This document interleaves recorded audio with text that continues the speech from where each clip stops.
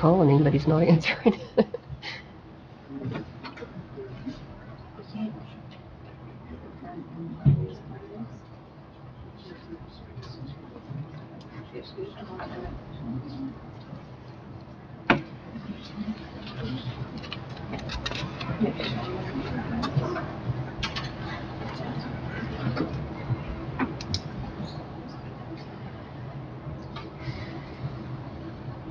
You may try yours, Jeff. I don't know. He's not answering mine. Maybe it doesn't recognize the number. You don't answer when you don't know.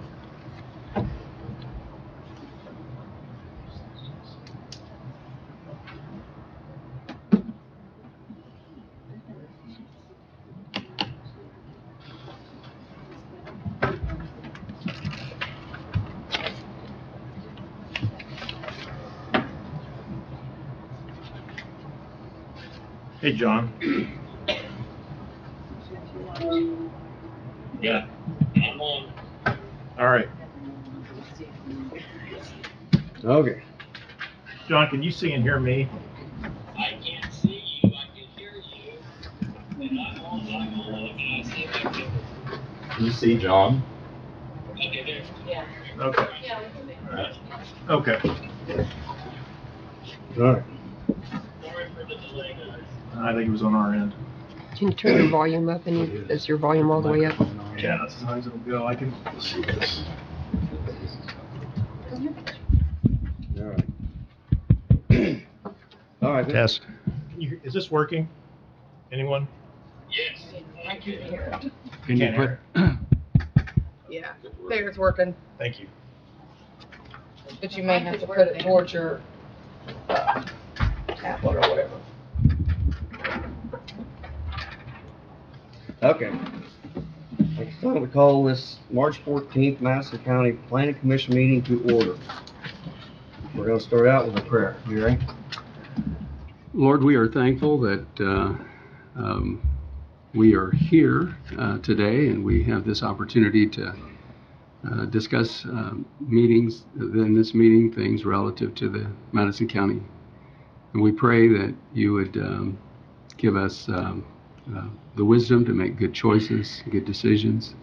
We pray that you would protect all of those who work for the betterment of this county. We pray for police officers and the sheriff's department and all of those departments that work in this organization. In Jesus' name we pray. Amen. Amen. All right. If everybody stand for the pledge, please.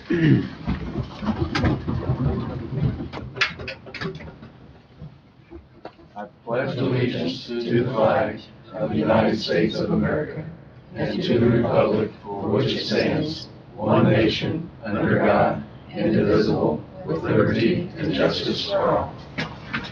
Thank you. All right, Stacy, can we have a roll call, please? Sure can. Rob Steele, Here. Mark Geary, Here. Denise Spooner, Here. Jerry Alexander, Here. Lindsey Brown, Present. Tom Shepard, Olivia Pratt, John Zimmerman, Here. and Wes Likens. Here. Thank you. Thank you. Now, next on our agenda, we do not have a vice president. So we need a nomination for a candidate for vice president. If Member Gary would accept, I would nominate Member Gary. I'll accept. I'll second the nomination. Motion for a second. All in favor, aye? Aye. Opposed, same? Well, just for housekeeping services, since we have a member appearing remotely today, all votes have to be roll call. Okay. All right, can we have a roll call, Stacy? Yes. Rob Steele, Yes. Mark Geary, Yes. Denise Spooner, Yes. Jerry Alexander, Yes. Lindsey Brown, Yes. John Zimmerman, Yeah. and Wes Likens. Yes. Motion passes.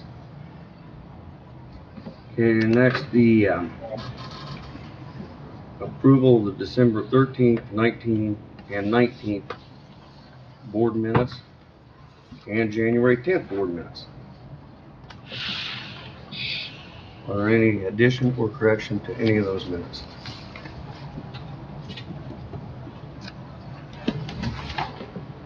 Been a motion on the floor that we accept the minutes as presented for December 13th, December 19th, and January 10th.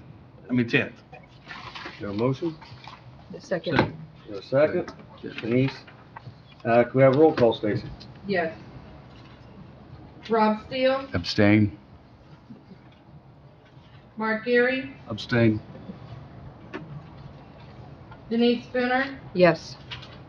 Jerry Alexander, Yes. Lindsey Brown, Yes. John Zimmerman, Yes. and Wes Lakis. Yes. Motion passes. All right. Larry, I think we're ready for full business. Okay.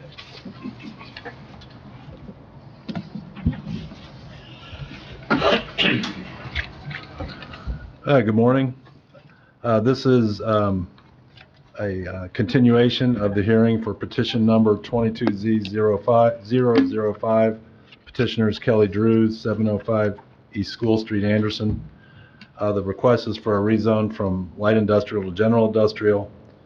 I've provided an update in your packets, which I'm not going to belabor the whole thing because, but I want to point out a couple things. This petition was originally filed in July of 2022.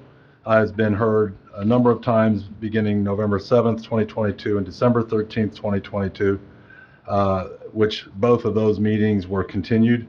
The February meeting was not held because of a 60-day notice that I missed in the rules. We have re-advertised this for the petition, and we've also conducted a technical review committee meeting. So this hearing continues that. Bottom line is, Mr. Drews has been operating his business on the property for about a decade. Over the years, there have been complaints about various aspects of the operation. An agreement was reached between Mr. Drews and the planning department on a number of occasions, but a consensus on satisfactory completion has never been reached. A key element included putting everything under roof, and that all machinery and equipment should be indoors until all fluids have been drained in accordance with IDEM regulations. So those are some of the backgrounds. There's been continuous ebb and flow of all this. In 2022, planning department staff classified the operation as a junkyard salvage yard and determined that Drews Parts was not in conformance with the zoning code for that property. The petitioner challenged this in an administrative appeal to the Board of Zoning Appeals, which upheld the planning staff determination. The petitioner then applied for a rezoning to general industrial, which if successful would make the business eligible for a special exception to operate under a special use from the Board of Zoning Appeals.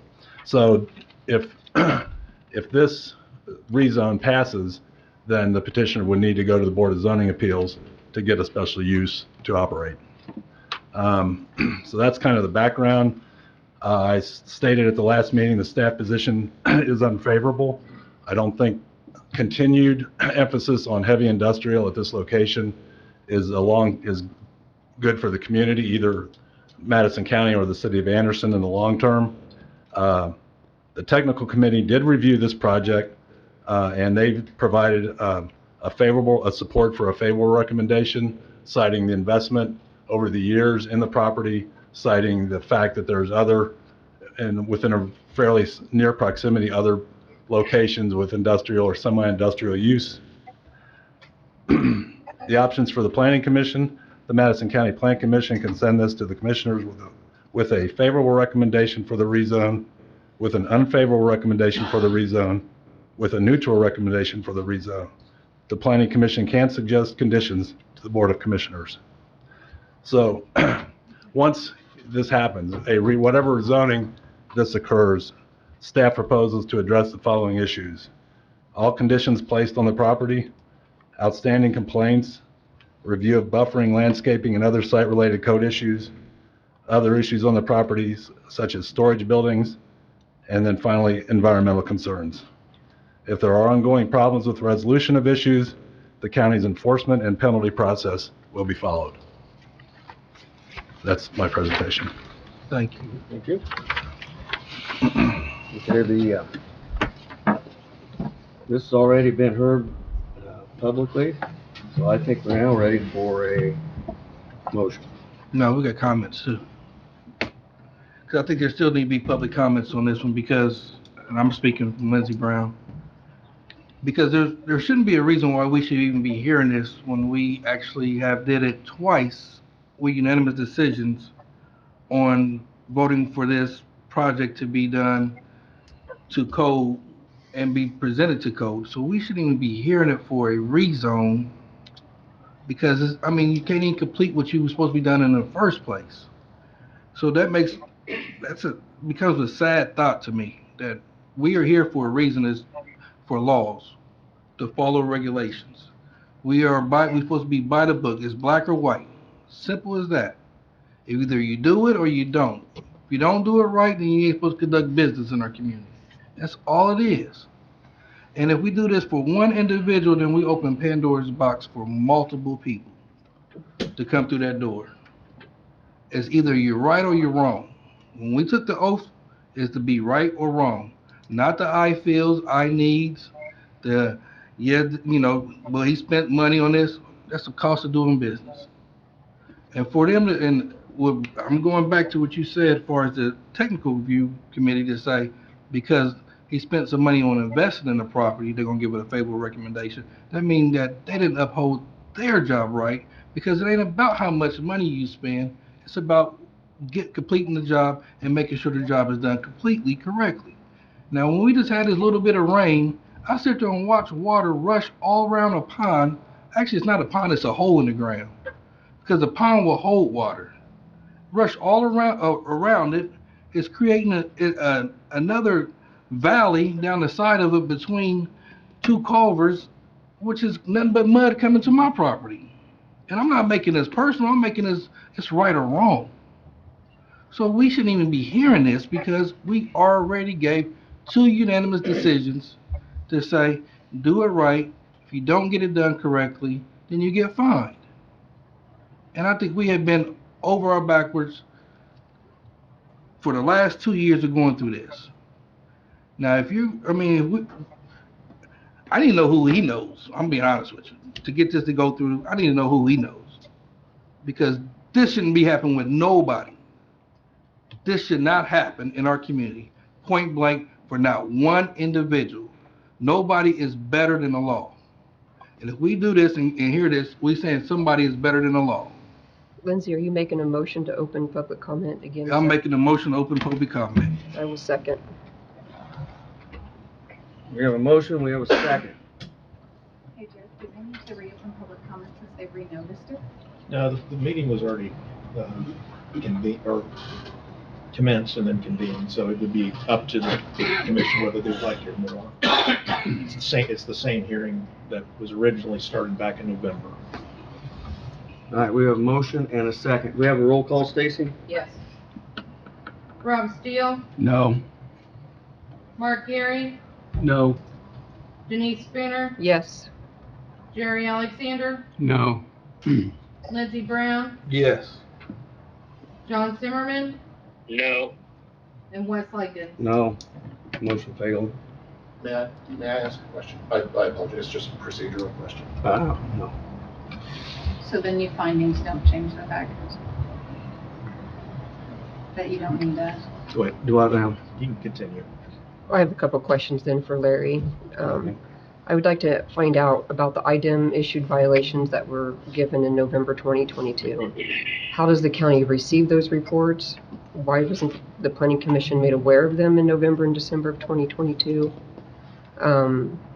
Have they been addressed? Because those reports specifically say the pond is not complete, and we have those new violations. So I had asked also back in September last year for whoever signed off on this pond and who certified it and why it's correct, because we have a differencing of opinion here with whoever the person is that signed off on the pond compared to IDEM violations that we just received in November 2022, but this board wasn't even aware. So do you have recollection on what's happening with the pond? And I do not have any information. I I don't have anything to do with the pond. That's the drainage department, the surveyor's office. I'm dealing with the rezoning. When the issues came up about the radiation reference in the November meeting, I contacted IDEM specifically and asked them for any information they had. I also requested everything that they had in their virtual file cabinet, and I don't remember the number, but it's 47 something. I have access to that. I don't know that I specifically communicated that to the Planning Commission because there was a gap in the meetings. Do you know who the contractor is that signed off on the on the On the pond? Who's the contractor? That Rich Wayne referred to a contractor in September of 2022 that it was done correctly by someone. Does anyone know? The firm was Randall Miller. The engineering firm is Randall Miller out of Marion, but I am not. That's really information that was provided by the drainage department, and that's not under my purview. Well, I just do want to say that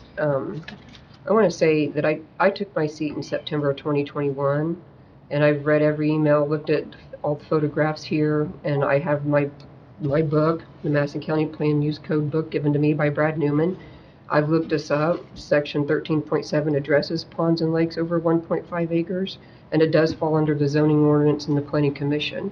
So the Drainage Board gives approval, but this board, under the zoning laws that I'm reading in my book, ponds do fall under this. So I do believe that the Planning Commission should address the pond, and that way it would be our due diligence to make sure that it is complete before we sit here and give a favorable recommendation for a zoning that hasn't been brought into compliance. So that's the first thing. I'll just go on, since you don't have any other information, and we still don't know who has signed off on this pond. I've yet to see the records that say it's done correctly when we do have IDEM reports of violation.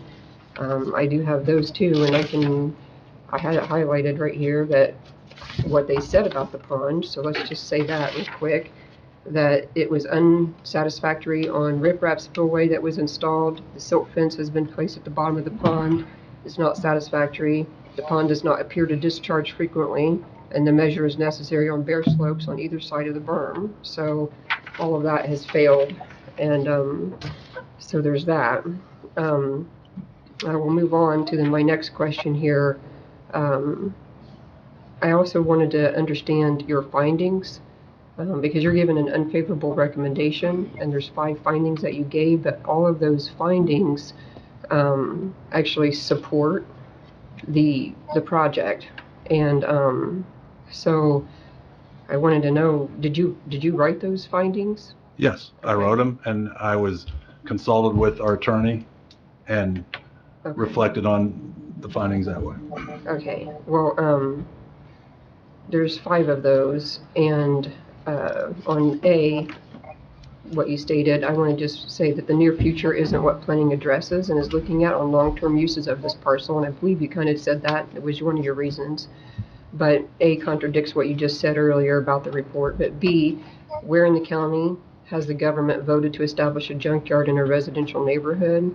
The neighborhood has been there since the 1950s, but Drews came in 2012. My point is that there is a big difference between light industrial businesses having strict conditions versus a salvage junkyard that stores a ton of junk and equipment outdoors. Do you know of any other place in Madison County where a junkyard has been put in a residential neighborhood? No. Okay, and then I think that saying that it's kind of Drews or nothing, that ignores other businesses that could qualify as light industrial. Some of those could be corporate offices or other low-impact industrial that could be there. So, but I also want to especially talk about the property values. Essentially what you're saying here is that the neighboring home values aren't impacted because they're already impacted by current illegal use. According to the wording that you have in those findings, the baseline property value is based upon an illegal operation. The neighbors have been forced to deal with this for nearly 10 years because the parcel has never been brought up to compliance in 10 years. So I didn't know if you've checked with the assessor concerning any appeals. Have you heard from Mr. Davis or talked with him? No. There has been an appeal filed in 2020 for a home on Flintwood Drive, and one of the reasons given was that they were living next to a junkyard. The assessed value decreased by $185,900. Now, that's not saying that amount is entirely because of the junkyard, but it is a partial reason claimed by the homeowner. My point is that Drew's purchasing the parcel my point is that prior to Drew's purchasing the parcel, the neighbors never complained. They began complaining when Drew started making drastic changes in 2012, removing the beautiful woods that was their massive protective buffer, digging a giant hole that's supposed to be a pond, increasing water runoff, drainage problems, hazardous waste, spills, excessive noise, dust. Drews has increased his operations and greatly changed the land use of this parcel. Now he seeks a zoning change to become a salvage and junkyard that could even further broaden his operations in detrimental conditions. As a realtor, there's no doubt in my opinion that property values would decline.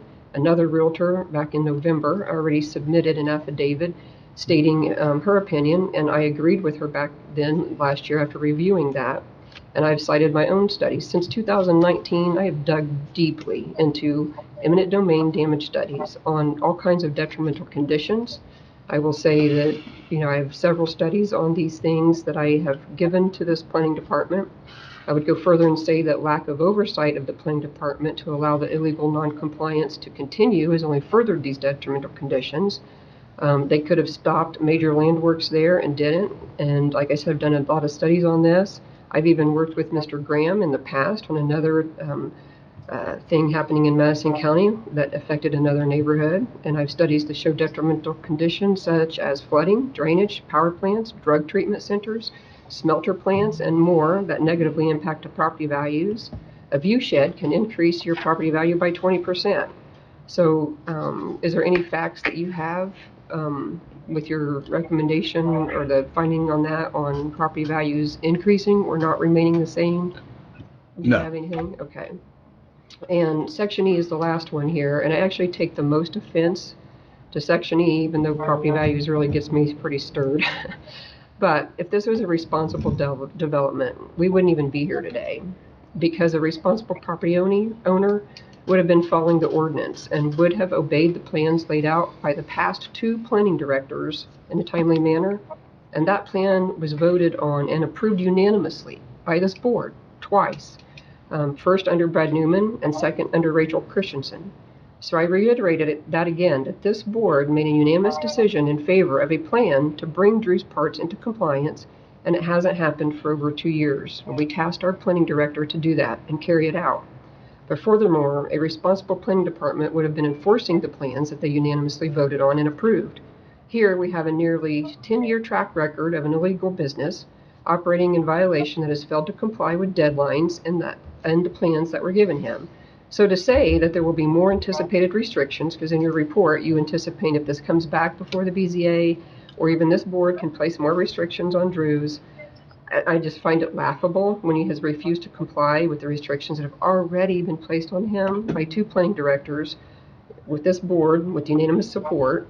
And for the past 2 years, Drew's can't seem to comply to these restrictions given him, nor has the plan department or commission enforced them. So to think that the BZA giving more restrictions or this board giving more restrictions will make any difference whatsoever is absurd, given the track record of the planning department and the commission failing to bring Drew's into compliance to protect health, welfare, safety, and property values of the surrounding neighborhood for nearly 10 years has now only intensified public distrust, and there is no faith or confidence left that the government will actually enforce any laws that we've made. So I have just been pretty upset about this property value situation that many times that I've appeared before this planning or BZA. And one of the things that I remember listening to Lisa Hobbs at one point talking about properties that have abandoned vehicles in their yard. And this planning commission in the past has taken residents of Madison County to court over property value issues. Those are mentioned in this for vehicles. This is one such case I remembered her talking about.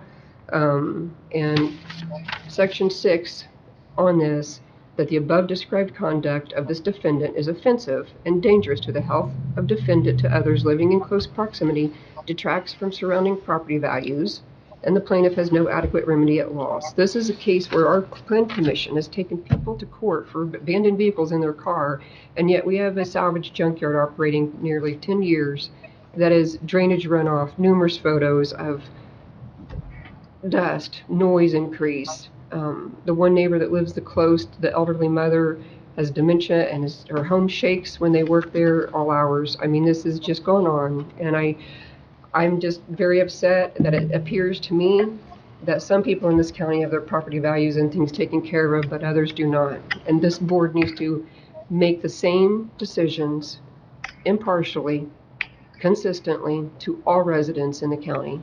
And that is a reason today why I am absolutely against this project when he cannot at least bring it up to par. I believe this was a resolve. It could have been resolved if Drews would have done what he was supposed to do, build his berms, get the trees planted, go back to what we had originally agreed upon. But now he refuses to do so. And when this county refuses to enforce that, we've just made this situation worse. So I would move to make a motion for an unfavorable recommendation on this. I second that motion. All right, we have a motion and a second. Do we have a roll call, please? Yes, sir. Rob Steele, No. Mark Gary, Yes. Denise Spooner, Yes. Jerry Alexander, No. Lindsey Graham, Yes. John Zimmerman, No. and Wes Likens. No. Motion failed. 5 votes, yeah. Let me ask, Larry, let me ask you something. When it comes to the technical review board and their at least suggesting a favorable recommendation, if we make a favorable recommendation to the commissioners, this is going to the Board of Zoning Appeals. Is that correct? If this goes to the commissioners and the commissioners approve the rezone, then it goes to the Board of Zoning Appeals. So basically, we would be, if we make a favorable recommendation, then it would be the commissioners who make a decision to basically send it to the Board of Zoning Appeals. And then the Board of Zoning Appeals, would they have oversight to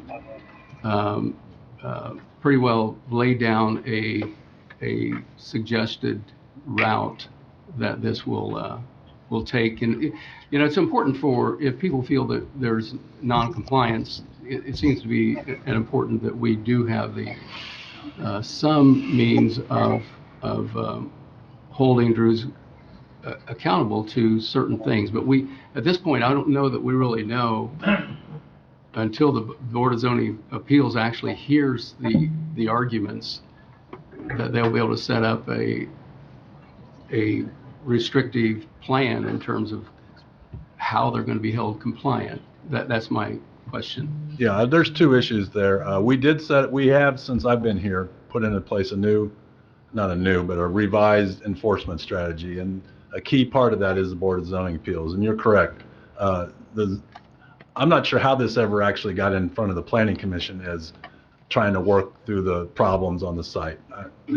Typically, in my really should have experience, been through the Board of Zoning Appeals. So this would put this in their purview. Typically, special uses have, the Board of Zoning Appeals can put an expiration date on them, 5 years, where they have to come back, or any period of time where they have to come back and review the situation to see how it's going and see if there's any problems. Also, the Board of Zoning Appeals can put a condition on the project that if the project causes a nuisance, I know people are going to laugh, but if the project causes a nuisance or a problem, they can come to the planning department, ask them to bring it back to the Board of Zoning Appeals. If we are fining them and they're not paying, our process is this. If you have a fine or if you have a problem, we give you 30 days to resolve it. If you don't resolve it, we give you a $100 fine. If you don't resolve it in the 30 days after that, you get a $500 fine. After that, we have the option of bringing you to the Board of Zoning Appeals, beginning to assess fines up to $2,000 per day, or referring it to the county attorney. And I think Jeff wants to say something to address it. Just from a bird's eye view, what we're doing here today, and we have a new member today. Welcome, Rob. It's not always like this, I promise. You are an advisory board to the Board of Commissioners. Only the Board of Commissioners can make a zoning change. When a petitioner files a petition for a zoning change, it must be acted on by this body. And you can, as Larry has discussed, you have 3 options, but you must choose one of them. You aren't allowed to punt this beyond a reasonable period of time. unfavorable, neutral, favorable, no matter how you vote on this, it does go to the commissioners. There's some differences on if the commissioners do nothing, what happens, then perhaps your recommendation would become the same as if the commissioners passed an ordinance. But if the petitioner is entitled as a matter of law to a decision, be it unfavorable, neutral, or favorable. Absent that, theoretically, he could take that up and we have to make a decision. That's the bottom line. And the BZA would not have any jurisdiction on it until which time the zoning might be approved. If it's never approved, then it wouldn't be. So today you're acting in an advisory role to the Board of Commissioners on an ordinance that will be drafted to change the zoning. Attached to that will be a certification of this body that says, here's our recommendation. And there's 3 boxes to check. However, whatever recommendation could get 5 votes today, that's the box that will be checked. So that recommendation, not only, it holds a little weight. So when you make a recommendation, and it's not an ethical or morally correct recommendation, when it gets to the county commissioners, and let's say they don't vote on it, then that gives them grounds to utilize that in court. Am I right? The recommendation has From us. It has a couple of it absolutely has persuasive value. Exactly. First off, the public hearing is held with this body. Right. You've had that. You've heard evidence. The commissioners don't have to hear any more evidence when they make their final decision. So this body is where the guts of the thing is. This is the argument in front of this body. Right. But there is persuasive value. I mean, always at least when when a rezone comes up in front of the Board of Commissioners, one of the things they'll ask is, well, how'd the Plan Commission vote on this? And sometimes they're easy. It's favorable. It was unanimous. It took 20 minutes, and we're done. Right. This one's a little bit different. And that should be the whole moral of it, right? So is that, I guess, we got a phone issue up here. We're missing a guy down here. Okay. I'm asking him. We'll get it determined. Thank you. Yeah. So when I look at it is that when we make this recommendation, it should be based off of course, like always, it should be based off of facts. Right. You have the entire record in front of you back from November that you can base your recommendation on. Mm-hmm. And the commissioners have, they have discretion on what to look at, what not to look at, your recommendation to adopt it, not to adopt it, whatever they want to do. But a zoning change requires an ordinance. Only the Board of Commissioners can pass a zoning ordinance. Correct. Well, in light of that, I based on the fact that we've been 1 second, Jerry. We've been sort of playing football with this. There we go. And the fact that the Technical Review Board made a favorable recommendation, the commissioners can move it into the Board of Zoning Appeals. I would recommend a favorable recommendation to pass this on to the commissioners. Question on the floor. Question on the floor. All right. Before you make that recommendation, you held off of your recommendation is based off of one simple task, but you didn't listen to the recommendation. You didn't ever mention the recommendation of the people that we hire to be our subject experts. You base your recommendation. Leslie, I think you're out of order. No, stop. You're out of order because I'm gonna tell you why you're out of order. So you don't want me to tell you why you're out of order? Let me finish. Okay? So your recommendation is not based off of the subject matter experts that we hired to do this. Yours is based off of a group of people, including a portion of our subject matter experts. So please, if you're gonna, can you make your recommendation? How do you say that I'm out of order when I have made? I didn't say you was out of order. Anybody can make a motion. It doesn't have to have based on anything. I have a right, isn't that right, Jeff, to make a motion? I don't have to make a motion and say, here's substantially why I adopt this motion. A zoning change must be made with the 5 different items in which you must pay reasonable regard to. It's not like a Board of Zoning Appeals where you have to make specific findings of fact. It's different than that. You're allowed to make general motions. The previous motion for an unfavorable without reference to the record was perfectly fine and very common in Plan Commission meetings. You're right. So I restate my motion based on the Technical Review Board's favorable recommendation. I'm proposing it be passed on to the Board of Commissioners for a vote one way or the other to move it to the Board of Zoning Appeals. Okay, we have a motion. Do we have a second?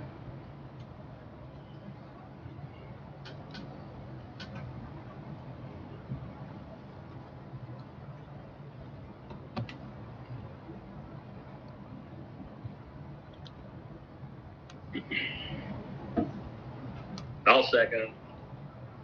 We have a motion. We have a second. Do we have a roll call, please? Yes, sir. Rob Steele, Yes. Mark Geary, No. Denise Spooner, No, and I'd like to explain my vote. I'm going to just read my last paragraph that I had here. That I do not believe that this should go through today because Drews has not fulfilled the commitments or obligations given to him already. Nothing has been suggested that will resolve the continuing zoning issue. So again, even giving a favorable recommendation today does not solve the continued zoning issues that we have, and Larry even listed them out on page 2 of his staff report, specifically item number 4. So if you want to look at that, you're more than welcome to, but it seems to me that we lack logic here. Again, the planning department's failure to enforce our zoning ordinance has caused more problems and complicated matters worse. 2 wrongs do not make a right, and my vote is no. Jerry Alexander, Yes. Lindsey Brown, No, and I'd like to explain my vote. My vote is no due to the reason behind Drews Park's not completing any of the tasks has been stepped forward by this planning commission to even put that partial property in nearly close to even compliance. That is not interrupting the lives of the citizens that live in that neighborhood, as well as I feel that it is our moral obligation as members of this planning commission to vote by the law that we swore on to protect the citizens of this county. And honestly, I cannot say that me voting yes would be that. Me voting yes would be that I am looking for a favor. So I will say no, and because I'm not looking for a favor. So mine is no. John Zimmerman, Yes. and Wes Likens. Yes. Motion fails. You were at 4-3, but it requires 5. Mhm. So there's, Motion fails. so the Plan Commission has, you could try a neutral recommendation, or if someone has changed their mind, as unlikely as that might be. Or you could continue to your next meeting when theoretically you'll have more members. But one of those actions has to be taken today. I make a motion that we continue this to the next board meeting. What's the date on that, Stacy? April 11th. April 11th. Here we have a motion. I'd like to make an amendment to that motion. I accept that motion as stated, but I also like to add that we should start the finding process of the property being out of compliance until we correct this situation, because we letting money slip away from the county for this property being out of compliance. I would like to make another point of order there. I made a motion, it has no second. And so you can't amend a motion that has no second. True. So I would say that we're, for lack of a second at this point, we're just hanging out here, so. So I can correct that. I can make a second with the amendment to that motion. And that is part of Robert's Rule of Orders. You gotta make it, yeah. They're separate. I think on this particular issue, since it's on this petition particularly, I don't know if it would be appropriate to have writers on that. As soon as it's over, you could make that motion on the finding. That would be my recommendation, maybe for the same result. All right. So are you seconding my motion? Nope. Okay. Yeah. You know, a second, Ron? Yeah, I'll second to continue. We have a the motion following and a meeting. second to continue this to our April 11th meeting. Stacy, can we have roll call, please? Yes, sir. Rob Steele, Yes. Mark Gary, Yes. Denise Spooner, Yes. Jerry Alexander, Yes. Lindsey Brown, Yes. John Zimmerman, Yes. and Wes Lykin. Yes, motion passes. I'd like to make a motion on the floor that we start initiating fines on the property that is out of compliance until our next board meeting that we have, until until the property becomes into compliance. No, second. Is that We have a motion and a second. My question would be, how do we start finding? is that the proper process to? We have a process where it's a 30-day notice. The issue is there are many outstanding violation complaints that have been brought in over the last year or two or three that I feel need to be dealt with. I think the whole trying to deal with this in a like you're out of compliance. I probably don't have the understanding of the entire situation to figure out how we're going to find somebody when everybody's going to argue about what's in compliance, what's not in compliance. If I find him for two things, I'm going to say there's 10 other things that aren't right. If I find him for three things, I mean, it's, in my opinion, this is not the time to start that. I think once the rezoning is done, as I said on the second page, where I was trying to cut to the chase, the next steps. Once the Board of Commissioners has acted on the rezone petition and following any action by the BZA, staff proposes to address the following issues. All conditions placed on the property. That goes back to the agreement that Brad made with Drews, the agreements that you guys made with Drews. I mean, I've read those, but I mean, there's lots of things in those agreements, and I think those agreements were right, which is why I was suggesting this. Staff proposes to address the following issues. All conditions placed on the property, outstanding complaints. Mr. Smith has sent me a number of complaints that we cannot find anywhere in our records, but I have the copies of them, and my intention was, once this is resolved, to review those complaints in the context of this whole project. I mean, I can't narrow this project down to one complaint and say you're getting fined for this. I mean, I can't do it. Somebody else might be able to do it, you know, smarter, younger, whatever. Review of the buffering, landscaping, and other site-related code issues. That's clearly one, not the only one, of the important things in this project. This petition and this project is making the business coexist with the neighborhood through buffering and landscaping and that kind of thing. I know there's issues with the pond. I know there's issues with the drainage. That's not my role. That's the drainage department, and I'm going to restate that. That's the county engineer. That's not what I do. And then finally, the environmental concerns. I think those need to be addressed by the petitioner, if only to protect his property for resale in the future. And I will certainly work with him on that, but that's nothing that can be done instantaneously. It certainly can't be done in 30 days. So we need, this thing has gone on. I didn't walk into this job knowing I was going to come into this. I think we need to move on. I'll withdraw my nomination. I just wanted to make sure I heard and stated all the potential violations that's already on this property. And he actually outlined some and then some more as well, so I'll withdraw it. I just want to reiterate something too that you just said though. With all those violations, the unanimous decision that this board made twice under two planning directors, that's never been revoked by this board. We haven't rescinded that or taken it back. We asked, for Mr. Drews to do certain things on those properties, and he's not done it. So that's where, with Lindsay's motion for the fines to take place, something should have happened, and this board fails to do anything about it. So whether or not you can decide what fines are appropriate or not, we haven't ever addressed them, and we're just kicking the can down the road with the continuing this on. So I just want to bring that up, that this board never revoked or rescinded our original decisions twice, for our plan to bring Drews into compliance. And those had repercussions. They had, that would happen if he didn't do it. And so I just want to put that out there.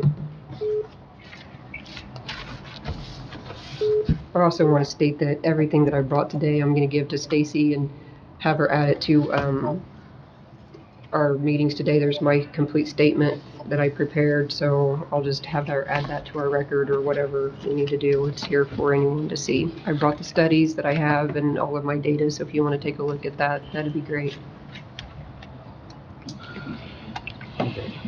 So motion's withdrawn.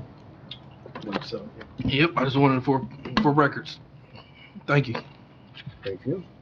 All right, I guess we're ready for new business. New business.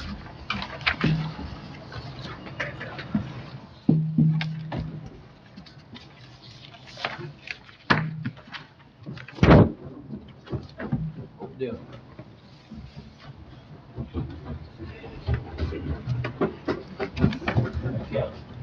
Okay, this is petition number 2023-Z001. The address, the location is 5353 North State Road 9, Anderson, Indiana. The owner is the Paula Schmidt Trust. The petitioner is Pete Schmidt. The request is for a rezone of 1.17 acres from conservation residential to highway commercial. Excuse me.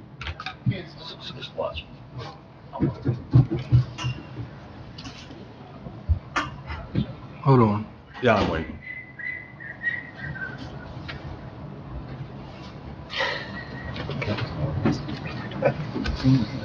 Somebody likes you, Denise. No, it's that intimidation factor that my neighbors have been going through dealing with Drew's parts. We got people voting for this stuff. I wish they tried with me. They're gonna have a good Christmas. Unbelievable. Stacy, are you pulling up the property? I had somebody over my shoulder too, so I was. Yeah. Okay. Does anybody know what that gentleman's man's name is? I don't know what happened. Or does he work for Drew's Parts? Yeah, he works for Drew's. Yes.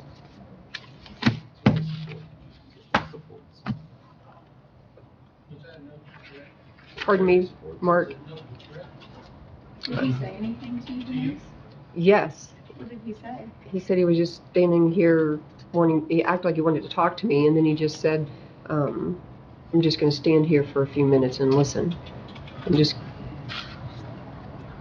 So it was very weird, but I don't appreciate it. It was out of line. someone knows his name. West of the Spring came to my house and threatened. Wesley, if someone knows this guy's name, we need to get that to the sheriff, deputies at the front door. Yeah, I That would. kind of stuff can't be allowed in here. I appreciate that, Jeff. Thank you very much. Yeah, Stacy, yes. They're right there, they talking. Good. Maybe the sheriff can go get him. Thank you.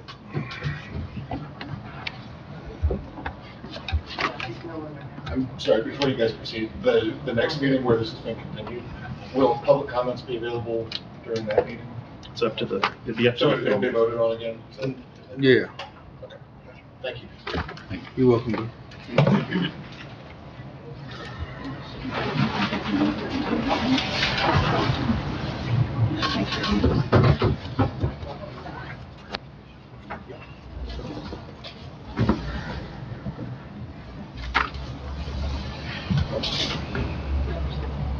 I just wish someone would just walk up to me and try that. Please. The empty shot at that one time. I got it on camera from my house. Just want to try it one time. Who's waiting? All right. Yeah. No, I'm all right. Let's just get going. No, that's a woman. That's Shakin's a woman. That's Jeff. Let's take a break. yeah. Let's take a break. Take a temporary recess. 10 minutes. You know his name? Yeah. 10-minute break. We're taking a break. Maybe 5-minute recess. Okay, 5 minutes. 5 minute recess. There we go.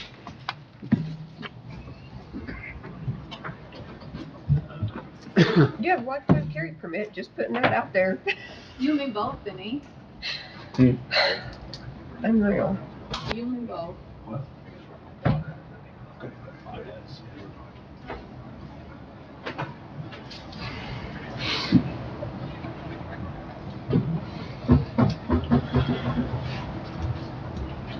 Looking at other counties yet, Larry?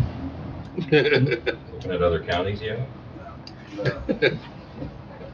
You're like, what the hell I got myself into? It's been rough for you, Larry. I'm sorry, but I know there's a lot of hot topics here.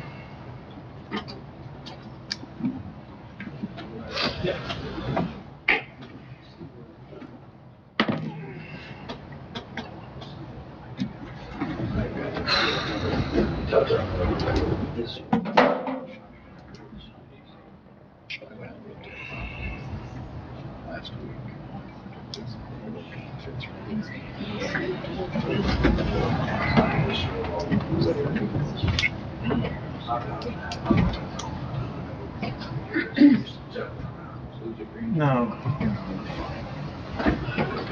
I'm sorry. Take care of it. Good.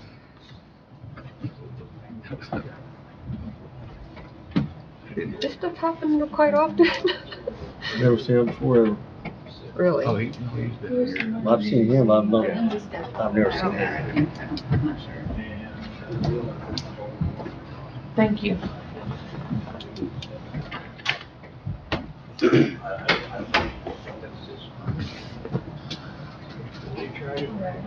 I should have said and did something. I thought he knew you. No, That's what I had, thought. I no, knew I you, had no Sorry. idea. you said something.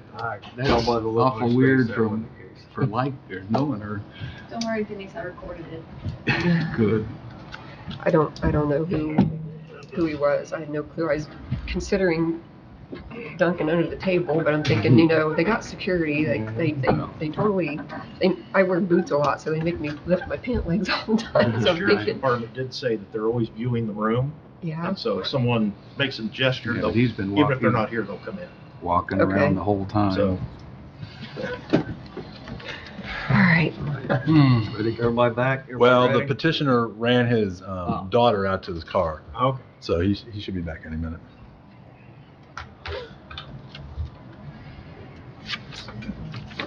So are you ready for the petitioner, or are you going to add more comments? We probably started, didn't we? Well, I don't think I should speak without the petitioner being here. So, Move on to other business. yeah, I could do that. That's a good idea. Thank you, Jeff. So, we do have other business on the agenda.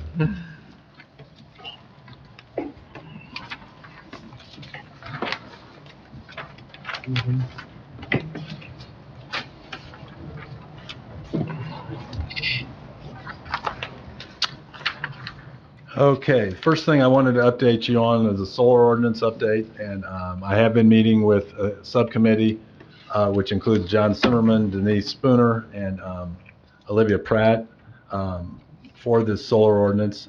And we are having this is a revision or a creation of a new solar ordinance for Madison County. The county currently has an ordinance that was adopted in 2017. A moratorium was placed on it by the county commissioners in 2021.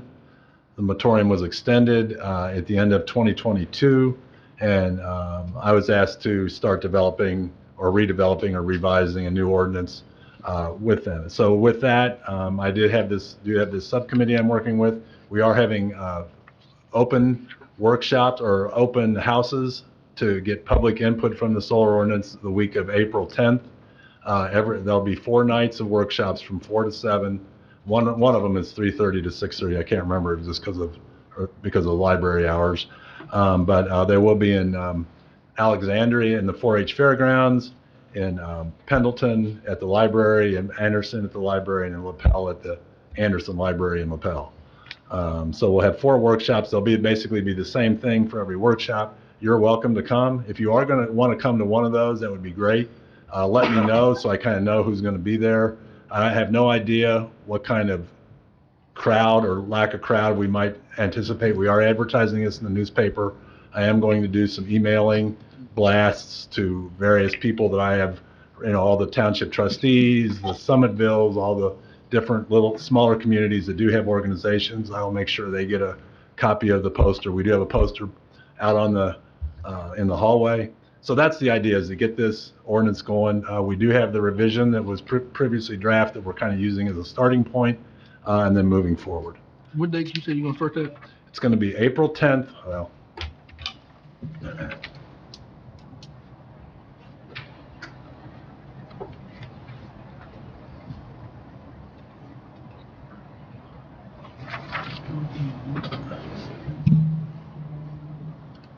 April 10th, 11th, 12th, and 13th. So April 10th through the 13th. Thank you. And I will send all of you, if I haven't already, a copy of the poster that has the dates and the locations. I did, okay. You did. Yeah, I've got Stacy Okay. did. Yeah, it was in the last email. Okay. Yep. So that's it for the solar ordinance. My goal, again, is to try to have this to the county commissioners by the late summer, early fall for consideration. That obviously has to go through you guys to go through the county commissioners. So I would expect to hope to bring a draft ordinance to this board in June or July. And I'm not sure, actually, Stacy, does this board take a month off in the summer? Okay. No. Okay, so that's it for the solar ordinance. Any questions? Mr. Schmidt's back, so we can go ahead. Okay. Yep, we got some people maybe gonna have to leave here in a little bit. Okay. Thank you. So this proposal is a request to rezone 1.17 acres from conservation residential to highway commercial. It's on State Road 9 North at 5353. The history of this is in early 2023, the petitioner entered into a lease with a pre-manufactured shed company which placed sheds on the property, which had previously been vacant. The property is currently zoned conservation residential, and this use is not permitted. The property owner was notified of the violation. The petitioner came into the office to resolve the situation and was advised that rezoning was required to allow the use. Basically, the property owners are requesting a rezoning to correct the zoning for its proper use as a long-term commercial rental property. This is his words, I own and manage many other properties along North State Road 9 and hope to develop other properties that would benefit the area. The subject site is about 1.17 acres, and you can see it up on the board. As something to consider in this. This area to the north is where a company called Salty Dog Recycling operates. It was allowed by a petition, by a special use to the Board of Zoning Appeals to operate at that location. So one of my goals and concerns, if this were to go through for the zoning for the southern half of the property, is to try and work with both properties to come up with a cohesive look on that part of the corridor.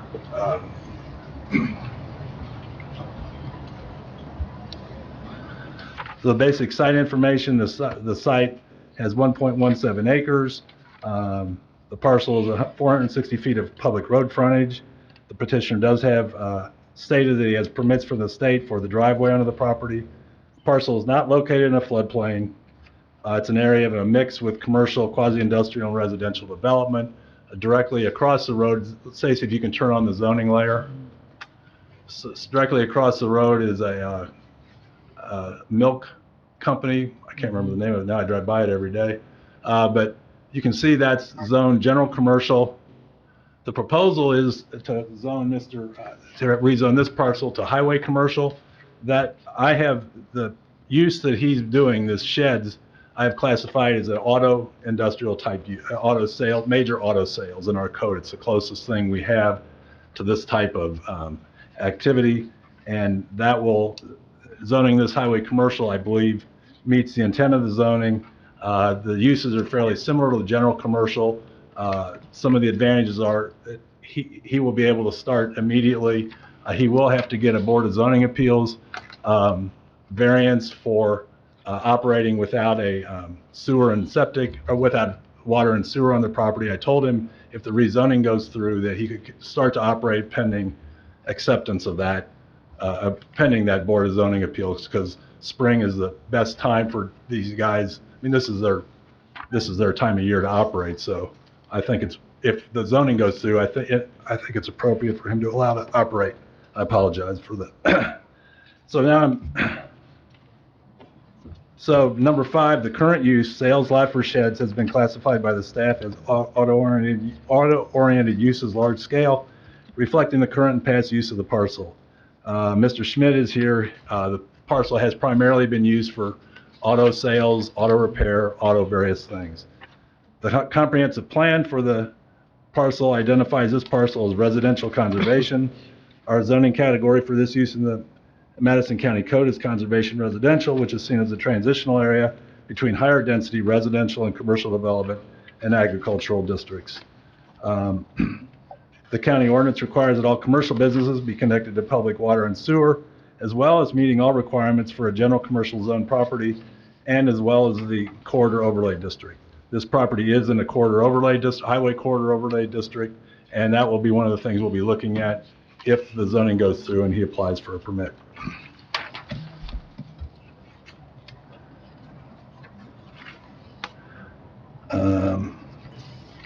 I have touched on the corridor overlay district. Some of the things that we'll be looking at are outdoor storage of unfinished products or supplies is prohibited. Landscaping screening shall be provided around the perimeter of all parking areas. Lighting on the lot should be designed to reduce light pollution. There's a thing in the corridor overlay district about pedestrian walkways, which we can engage in and work with a waiver with the petitioner that he would, a covenant that he would do subject walkways if in time in the future corridor, there were several businesses and you're building sidewalks to link corridors and that kind of thing. The Technical Review Committee met on February 23rd and was supportive of this request. Minutes of the meetings are attached to your agenda. Finally, the staff recommendation is based on the information provided. Staff recommends forwarding this petition for the rezoning to the commissioners with a favorable recommendation if the petitioners agree to the proposed conditions. The conditions that I have identified are an improvement location permit, including a site plan approved by the director, should be acquired after any action by the Board of Zoning Appeals as referenced above. The existing house on the property cannot be used for residential purposes without a variance from the BZA. There is a vacant house on the property, which apparently had some environmental issues associated with meth. The petitioner has said that that's been remediated. There's no intention of reusing the house, and it wouldn't be allowed without a variance for residential, like rental uses. So that would be one of the conditions. Any site work, including filling the pond on the south end of the property, cannot be done without the approval of the Drainage Board. And finally, any future buildings built to be used for office or maintenance must comply with local codes and acquire a state commercial design release from the Department of Homeland Security if required.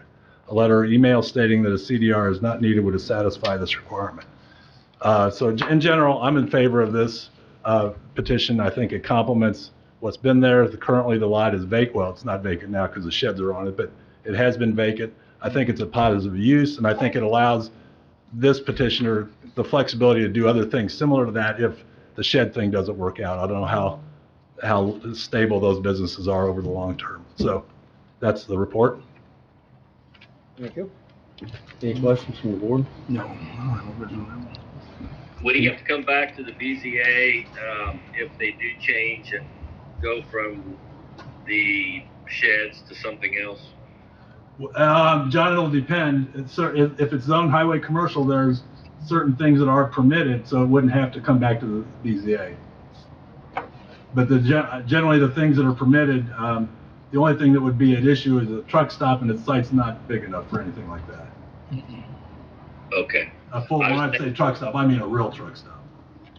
I'm thinking about selling cars or something. No, they would be able to do that without coming back to the BZA. Yeah, that's what I thought. Okay. What did he say? He wanted to know if they wanted to do something else. If the shed's left, would they have to come to the BZA? I said, well, there are certain things that are permitted under any zoning district that you would not have to come back to the BZA. Okay. So if it was permitted, he wouldn't have to come back. And he was referencing specifically cars. Okay. Coming back for cars. I think he made a comment on the petitioner's comment that it was going to be auto sales. Is that correct? So, okay. Pete? Okay. So, We'll need your name Pete and address. Schmidt, 4884 North State Road 9, Sorry. Anderson, Indiana, 46012.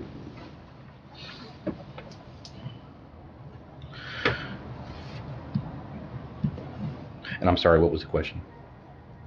Oh, you've already answered my question. Oh, okay. So you're good. All right. Yep. Is that it?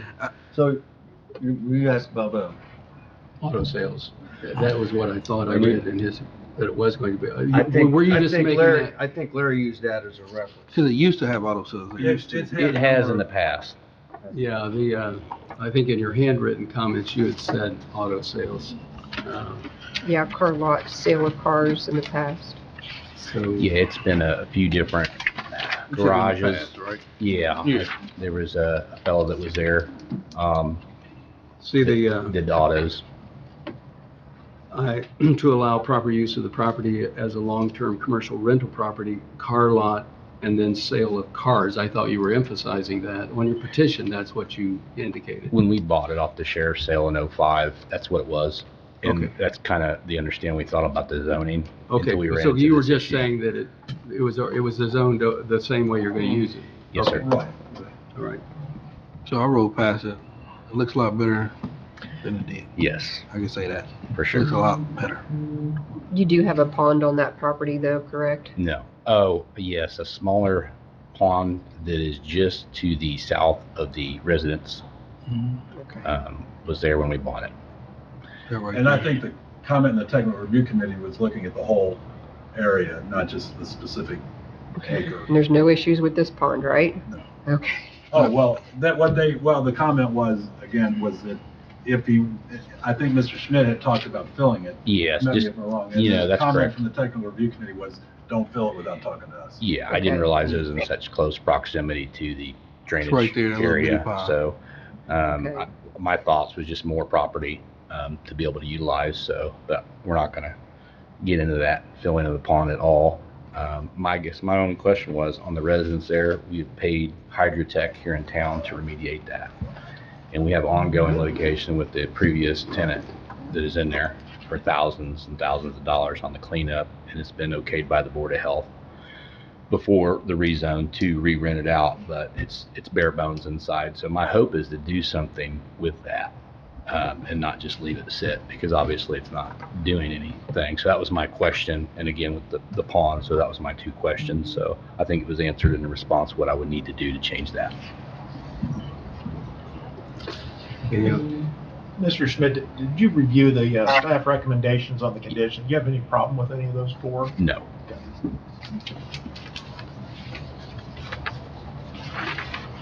Any other questions? Is there anybody else that would like to speak on this?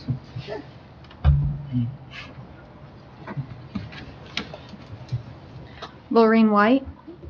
I think that this is fantastic, that it appears to me the prior tenant was using it under residential commercial zoning as a car lot. And this gentleman actually wants to put it into the right designation to use it. So I think that's fantastic that he came to you and that he's doing the right thing as he opens his business there. Is there anybody else? Well, are you open to a motion at this point? Yes. You You got something to say? No. I would move that we pass this on to the commissioners, given the favorable recommendation of the staff report. Favorable recommendation for the Correct. planning commission. Including the staff report, right? Right. I'll I'll second second, that. yeah. Okay, we have a motion. Who seconded it? Then say Denise. Okay. I know two people did it at the same time, so. All right, so we have a motion and a second. Can we have a roll call, please? Absolutely. Rob Steele, Yes. Mark Gary, Yes. Denise Spooner, Yes. Jerry Alexander, Yes. Lindsey Brown. Yes. John Zimmerman, Yes. and Wes Lakis. Yes, motion passes. Okay, Jerry. Can I go? Yeah. Okay. That'll be on the commissioner's agenda next Tuesday. Thank you. Wait, do we have to, something about Nikki Wood for, we're talking about that? That's still on the agenda? I'm coming back. Okay. If I can find the agenda. Here, you need a copy?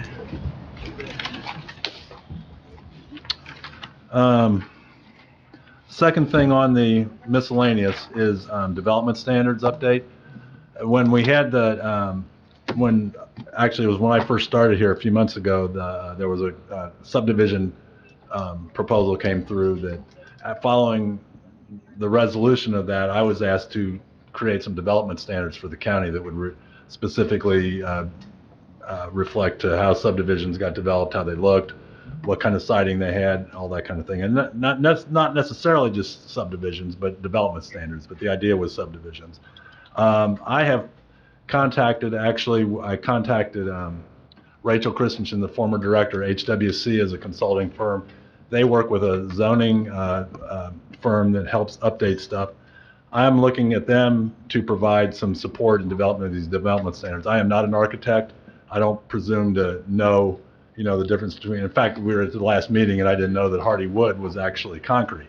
So I need help doing the development standards. So I'm going to, and we're not anywhere near there, but I have engaged with them in terms of they've given me a proposal. I'm going to look at it. We would pay for it outside of our professional fees, but it would at least give me a basis for going forward with the development standards update. Like the solar ordinance, I would like to get this completed in front of the commissioners by the end of the year. Are there any questions on that? Yeah, I got one quick question. Will they be working with, based off the comprehensive plan for the county? Yes. Okay. Yeah, I mean, actually, they're gonna have a fairly limited role because Right. I don't have the budget. I mean, I'd like to pay them to do the whole thing, but I don't have that kind of budget. Okay. At this stage, I'm looking at them as providing oversight, and we will be developing in addition, basically a new section of the comprehensive plan. Well, thank you for taking this task on, because we need some uniformity around here. Thank you. The third item on this is presentation to bring Nikki Wood to full-time.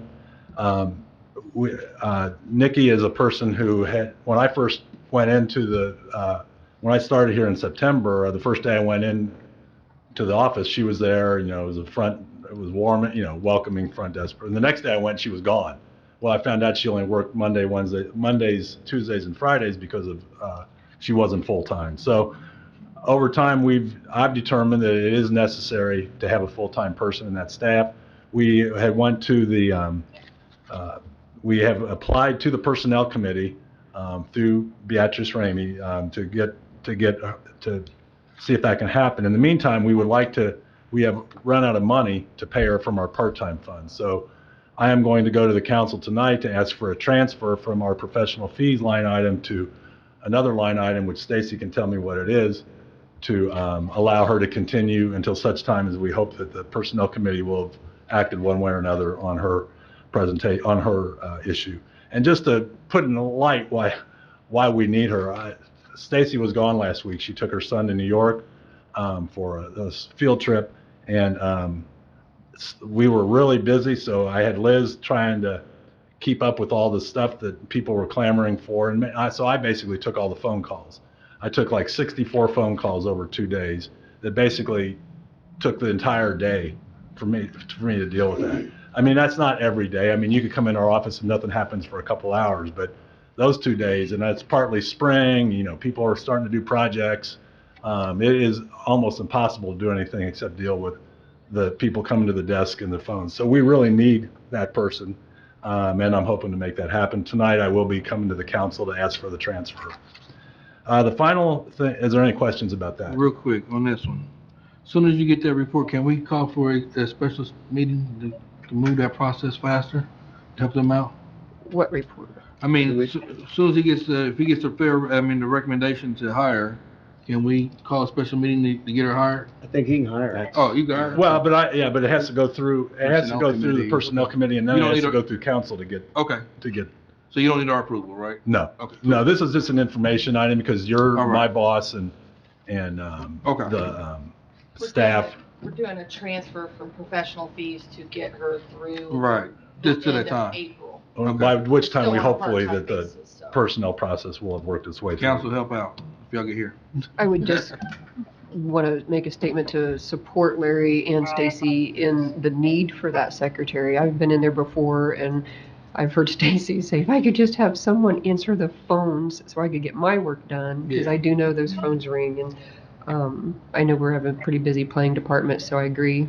I just want to provide that statement of support that I do believe it's needed. So just for Rob Steele's information for the council, I would support that with those comments to let you know it is a need. Anything else? Okay, number 4 is proposed Pendleton initiative to extend their planning area boundaries. Jeff, in his role as the attorney for Pendleton, invited me to sit in on a meeting with the Pendleton folks, and they are looking at extending their planning areas. There's an Indiana code that allows them to extend their planning areas. I don't really know all the details. I think Jeff knows the details more than I do, but it's something that I'll let him address. There is a state statute which permits municipalities to exercise planning jurisdiction, only planning jurisdiction, not anything else, up to 2 miles outside of their municipal boundaries. Pendleton actually had it back in the 1980s, back on Mark's first year on the Plan Commission. He might remember that, but that would be things like permits, design standards, setbacks, things like that. Those people would be under the jurisdiction just for planning of the town of Pendleton, up to 2 miles. That can be lessened down to 1 parcel, however both sides would agree. The town of Pendleton's not exactly sure at this point how much they want. Obviously, this is the first time this has been taken in front of a county body, but it requires 4 bodies to approve this. It would require an approval from this body, an approval from the Madison County Board of Commissioners, the Pendleton Plan Commission, and the Pendleton Town Council. So this is kind of a gauge the temperature of what the Plan Commission might want, but it would theoretically from the county side, and as he mentioned, I'm on both sides of this. It's a conflict, but a waivable conflict. If it starts going sideways, I'll be exiting. But if anybody disagrees, it simply will die. I mean, this won't happen. But it would theoretically take some of the burden of both enforcement and planning off of our staff here at the county. It's no secret that the Pendleton planning staff has I think the identical number of employees as the Madison County one, and the geographical area is this compared to this. So that's significant. But it has gone on in the past. I don't believe Pendleton was the only municipality. Other municipalities have some interest in this as well. But the thought would be is at least from the town or municipality side is we'll have these areas that are bordering municipal boundaries should more reflect or more under the sphere of the municipality rather than the county as a whole. But that's just throwing that out there, and certainly don't need a decision today or anything like that, something to chew on. Pendleton's doing the same thing right now through their plan commission. Thank you. May I ask a question? When you're talking about that, will they take care of all the permitting? They would reap the benefits from the fees of that? They would get the fees. The county would continue to get road payment for roads and things like that. The county would still have to maintain the roads. This is not an annexation. It's just they would still be part of the county. So what would happen? There would be some inefficiency. The person that lives in the unincorporated county, in the parcel next to the town of Pendleton, would call your office, and you would say, pursuant to these ordinances, you need to go to the Pendleton Plan Commission. But the only money that Pendleton would realize would be permitting fees, and then potentially fines if on enforcement stuff. Thank you. Yeah. I still have a question for Larry when he's done. back up to the solar ordinance update. Can you reiterate what you said to Councilwoman Brown on the comprehensive plan? Did you say there was changes coming to that? No, that or wasn't solar. something about He the was com- asking, I think, for development standards. Development standards. He was asking if it would be done consistent with our code, and I said it's going to be a part of our code. Okay. I'm redeveloping the standards. But there's no changes to the comprehensive plan, right? Oh, no, the comprehensive plan's not involved. Okay, I just Zoning, want to I'm make sure I sorry. heard you correctly. And then- The comprehensive plan's not involved in this. Okay, so then secondly, on back to the ordinance that you're drafting for solar, do you have the ability to change what you want as the planning director?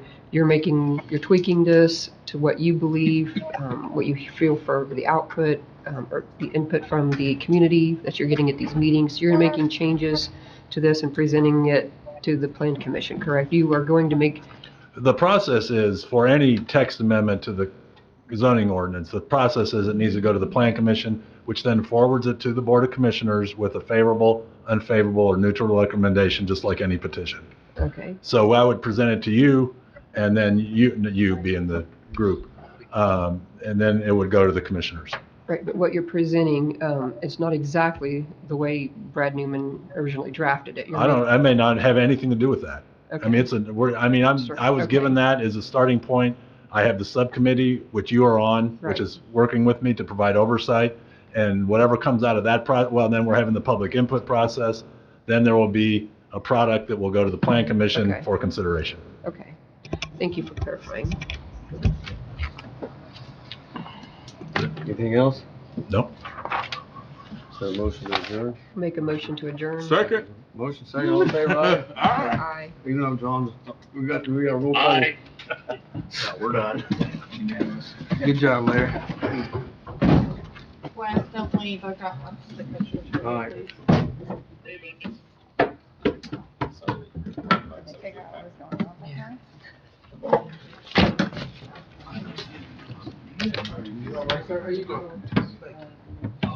No, I had no idea. I thought he was gonna ask me a question at first, but then he kind of gave me the side eye, and then I was